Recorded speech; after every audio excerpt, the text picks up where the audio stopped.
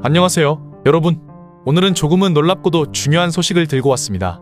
코로나19가 다시금 우리 일상 속에서 고개를 들고 있다는 이야기 들어보셨나요? 에이, 코로나19는 끝난 거 아니었어? 이제는 감기처럼 지나가는 거 아니야? 이렇게 생각하셨던 분들도 많으실 텐데요. 실제로 많은 사람들이 마스크를 벗고 자유롭게 여행도 다니며 이전과 같은 일상을 회복해가고 있었죠. 하지만 최근 새로운 변이 바이러스가 등장하면서 코로나19가 다시 전 세계적으로 주목받고 있습니다. 바로 MB.1.81이라는 이름의 변이인데요. 특히 이 변이는 기존보다 전파력이 높아지고 항체 회피 능력도 증가했다는 분석이 나오면서 주의가 필요한 상황이에요. 그래서 오늘 영상에서는 MB.1.81 변이가 어떤 바이러스인지, 왜 새롭게 퍼지고 있는지, 우리가 어떤 점에 주의해야 하는지를 쉽게 풀어 설명드릴게요. 그리고 각국의 대응은 어떤지, 또 우리는 앞으로 무엇을 준비하면 좋을지까지 친절하게 안내해드리겠습니다. 첫 번째, MB.1.81 변이. 어떤 바이러스인가요? MB.1.81이라는 이름은 조금 낯설 수 있죠. 사실 이 변이는 오미크론 계열에서 나온 새로운 하위 변이입니다. 오미크론은 2021년 말 처음 등장한 이후 여러 하위 변이로 분화되었고 MB.1.81은 그중 하나예요. 구체적으로는 BA.2.86이라는 오미크론 하위 변이의 후손으로 2025년 초 처음 발견되었습니다. WHO, 즉 세계보건기구는 이 MB.1.81을 모니터링 대상 변이로 지정했습니다.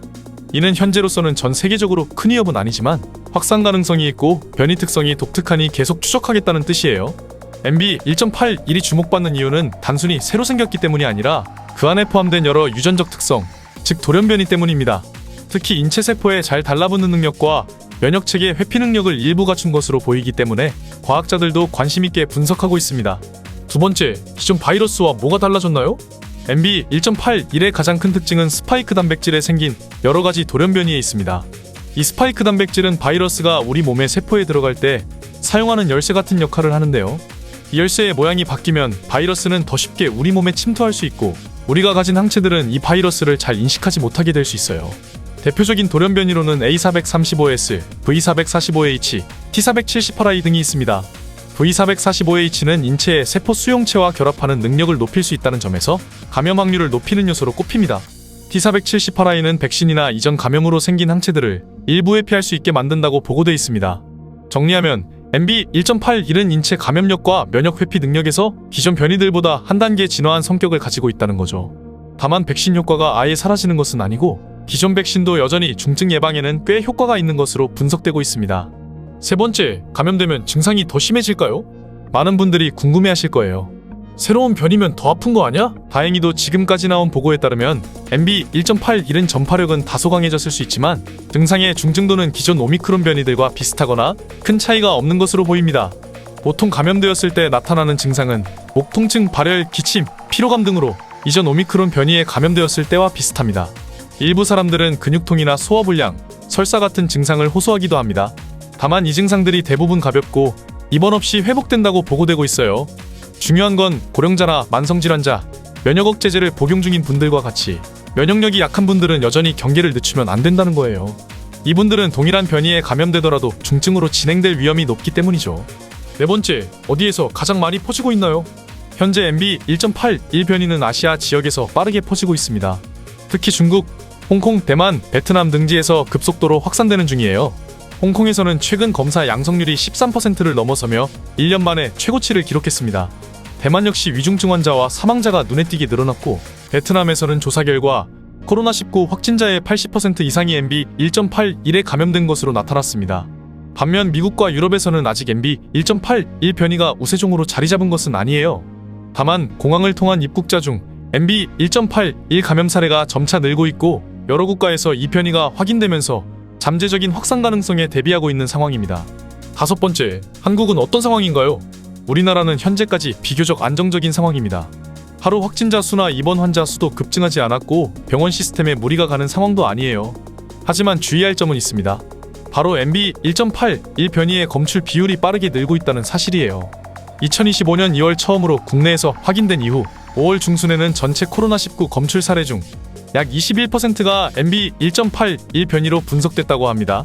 아직 이 변이로 인한 사망자 급증이나 의료 붕괴는 없지만 해외 사례처럼 갑작스럽게 환자 수가 늘어날 가능성을 배제할 수 없기 때문에 방역당국은 주의 깊게 관찰하고 있습니다. 여섯 번째, 전 세계는 어떻게 대응하고 있나요? WHO는 MB 1.81을 변이 감시 대상으로 지정하고 각국 정부와 함께 데이터를 공유하며 분석을 진행하고 있어요. 아직 국제적인 긴급 대응 수준은 아니지만 백신 효과나 전파력 증가에 대한 경고는 내놓은 상태입니다. 미국은 백신 제조사들과 협력하여 변이 대응 백신을 개발하거나 기존 백신을 업데이트하고 있고 입국자 검역 시스템을 활용해 변이 감염 사례를 추적하고 있어요. 홍콩은 사람 많은 장소에서 다시 마스크 착용을 권고하기 시작했고 대만은 병상과 치료제 확보에 나섰습니다. 일본은 현재까지는 뚜렷한 대응은 없지만 감시 체계를 유지하며 유입을 막는 데 집중하고 있어요. 우리나라는 아직 사회적 거리두기 같은 조치는 시행하지 않고 있지만 고위험군에 대한 백신 접종 권고와 변이 감시를 계속 강화하고 있습니다. 필요하다면 추후 거리두기 등의 조치도 고려될 수 있어요. 7번째, 우리는 어떤 준비를 해야 할까요? 우선 당황하거나 두려워하지 마세요.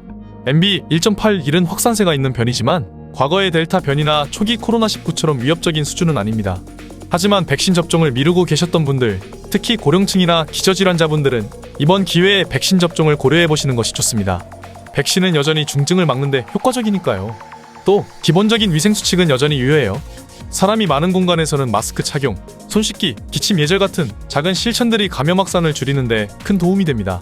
몸 이상이 느껴진다면 무리하지 말고 집에서 충분한 휴식을 취하고 필요한 경우 병원을 찾는 것도 중요합니다.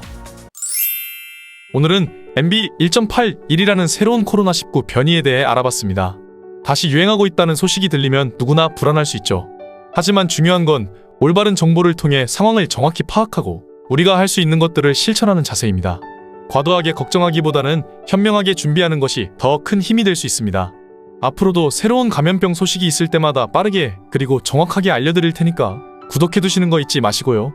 이번 영상이 도움이 되셨다면 구독과 좋아요, 알림 설정까지 부탁드리겠습니다. 소중한 댓글도 큰 힘이 됩니다. 시청해주셔서 감사드리고 여러분 모두 건강한 하루 되시길 바랍니다.